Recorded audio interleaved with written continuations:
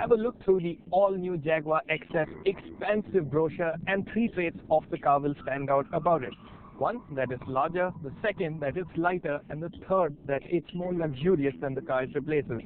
This all-new XF is longer than all its rivals. Its body shell, that uses more aluminium than before, is 190 kgs lighter, which promises better dynamics and better efficiency. And thirdly, there seems to be a greater emphasis on comfort than before. In all, the XF promises to be a more rounded package and one that should have wider appeal. Is it so? Let's see it in a bit more detail to find out. This is a Jag, so pardon me for getting straight to the driving bits.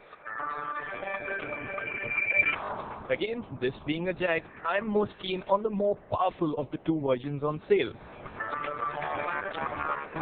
It's the one with the familiar 4-cylinder 2-liter turbo petrol unit that already does duty in many of Jaguar Land Rover's other models. Except on the XF, it's only available in the higher of its two states of tune, one that gets you 240 horsepower and 340 Newton meters. That's a near 60 horsepower jump over the petrol versions of the A6, 5 Series and E-Class.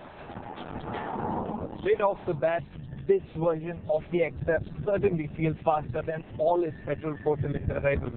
Flat-out performance is strong, and what makes this engine exciting is that there's power even in the upper region of the rev band.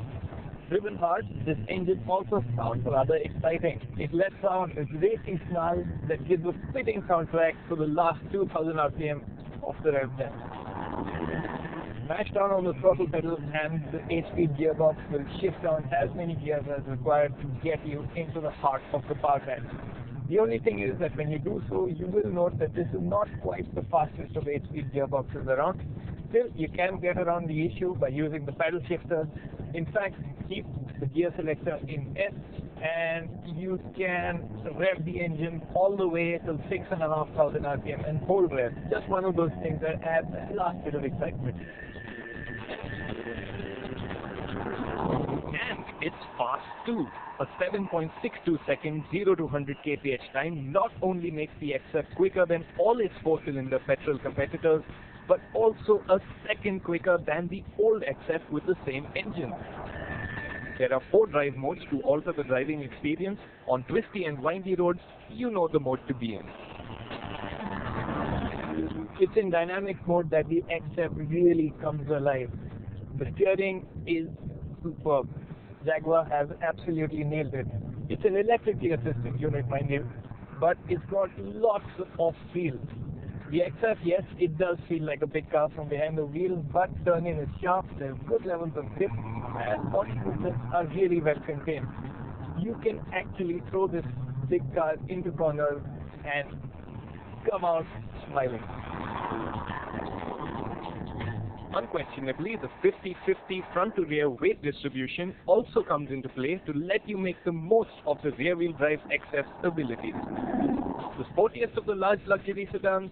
It might just be. Thankfully, the sportiness does not come at the cost of ride quality.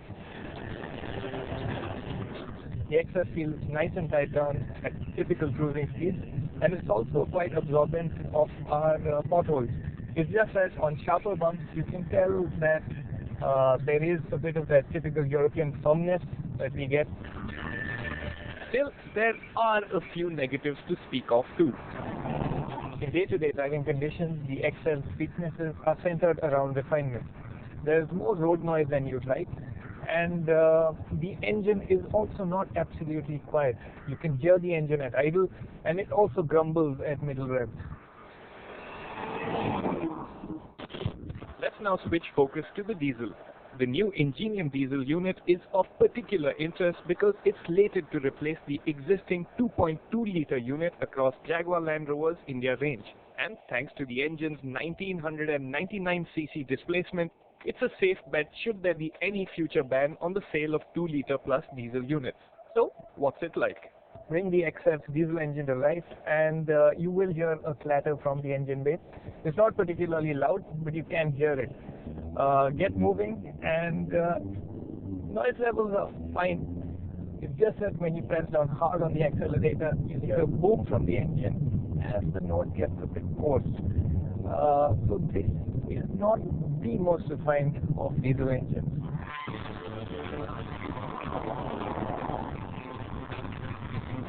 However, at typical mild throttle speeds, engine noise levels are perfectly acceptable. In fact, the engine works quite well in everyday conditions.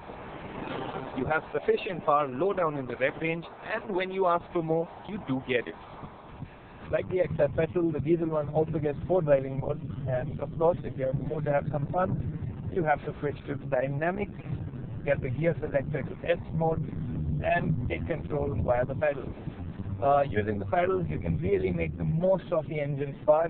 You can keep it right in the meat of the power band, and when you do so, the overall feeling is that this is a pretty strong engine. It may not rev as quickly as the modern BMW or Audi unit, but the overall feeling is that it is strong and offers performance just when you want it. You can rev the engine to 4900 RPM or so in manual mode, but best progress is made between 2000 to 4200 RPM. We recorded a 0 to 100 kph time of 9.04 seconds, which makes the diesel XF slower than rivals, but truth is, from behind the wheel, it doesn't feel so. In fact, on a good driving day, you'll probably make note of the engine's good mid-range punch rather than the lack of outright performance.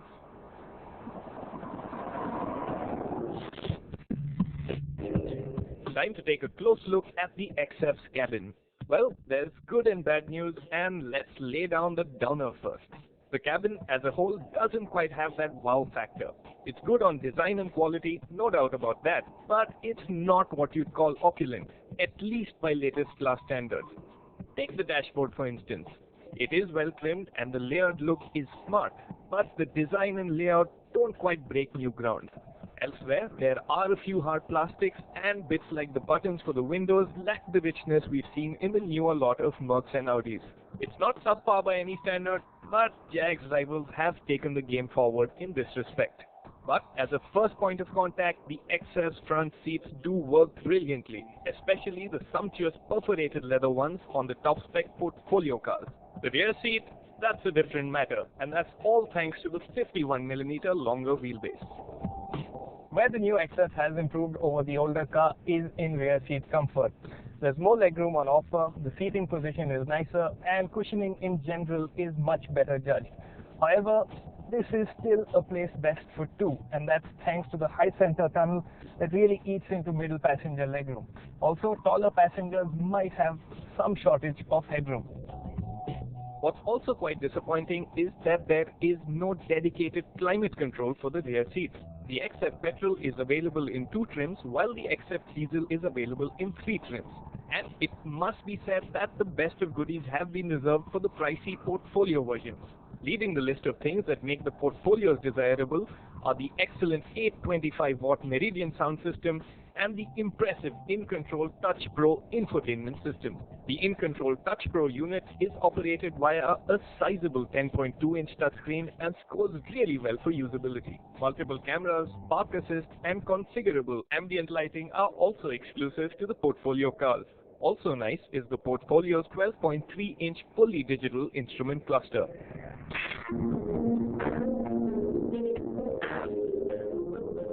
On to how the XF looks. For a near 5-meter long car, the new XF is handsome and the low bonnet high boot stance works well. The thing is, the look is very familiar and the second gen XF doesn't immediately stand out as an all-new car. To us, that's a bit of a shame. Also worth pointing out is that the wheel size has a big bearing on the XF's appearance. The top spec 18 inches work really well, but the smaller 17-inch rims make the lower versions look decidedly cut price. Detailing throughout the car though is nice, especially the J-Blade DRLs up front and the very F-type-like LED highlights on the tail lights. All said, how interested should you be in the XF? If you drive yourself, like the buzz of being in control of a strong petrol engine and value handling finesse more than plastic finish, the XF Petrol is the luxury sedan for you. It is the most rewarding petrol car to drive in the segment, this side of the mad V8 versions. And while the diesel XF isn't a standout performer, it more than gets the job done too. However, Jaguar's pricing strategy could be a stumbling block for many.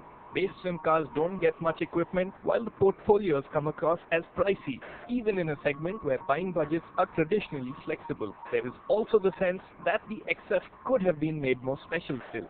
Yes, the new XF betters the older model in key areas and is a far more rounded luxury car. But in the big picture, the XF comes across as a car that seems to have taken a few steps forward rather than one giant Jaguar-like leap. After this break, the Motor Guzzi V9 Bobber and Roma.